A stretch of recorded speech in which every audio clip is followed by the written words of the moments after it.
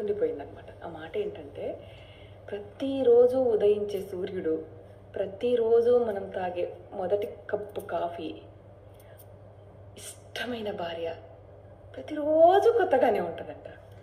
అది నాకు ఎంత నచ్చిందంటే ఆలోచించుకుని ఎస్, ఎందుకంటే ప్రతిరోజు నిజంగా ప్రతిరోజు ఉదయించే ఆ సూర్యకిరణాలు ప్రతిరోజు కొత్తగానే అనిపిస్తాయి. మనం తాగే కప్పు కాఫీ ఉంటుంది కదా, ప్రతిరోజు కొత్తగా అనిపిస్తుంది. ఎప్పుడెప్పుడు తాగుదామా, ఫస్ట్ సిప్పు ఎప్పుడెప్పుడు టేస్ట్ చేద్దామని అన్నట్టే ఉంటుంది కదా. సో నేను అప్పుడే అనుకున్నాను అనమాట, నాకు వచ్చే నా భర్త ఎవరైనా కానీ, వాడు ఎవరైనా కానీ బోర్ కొట్టకుండా ప్రతిరోజు నేను కొత్తగానే ఉండేలాగా నేను ప్రవర్తించుకోవాలి అనుకున్నాను అనమాట.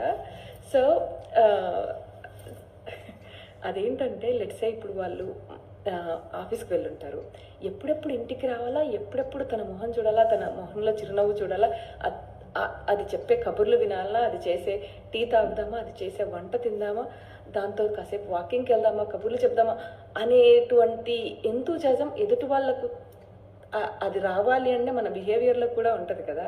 సో అది మనము వాళ్ళతో కబుర్లు చెప్పడం కాదు, వండి పెట్టడం కాదు, ఈవెన్ గొడవ పడడం విషయంలో కూడా ఒక పర్థం ఉండాలన్నమాట. అంటే ప్రతిరోజు గొడవ పడితే బాగోదు, ఎప్పుడో ఒకసారి గొడవ పడితేనే గొడవ కూడా అందంగా ఉంటుంది. అలాగే లెట్సే తను ఒక 10 రోజులు ఎక్కడైనా ట్రిప్కి వెళ్ళారనుకోండి, మిస్ అవ్వాలన్నమాట. ఆ మిస్సింగ్ అనే కాన్సెప్ట్ లేదనుకోండి, ఆ బంధం అన్నదానికి అర్థం ఉండదు.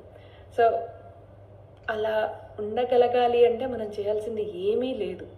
అంటే వాళ్ళని అర్థం చేసుకొని ఏదైనా కానీ, ఒక చిన్న సమస్య కానీ పెద్ద సమస్య కానీ చిరునవ్వుతో ఎదుర్కొంటూ ఇంటికి వచ్చిన వాళ్ళని మంచిగా పలకరిస్తూ అంతే.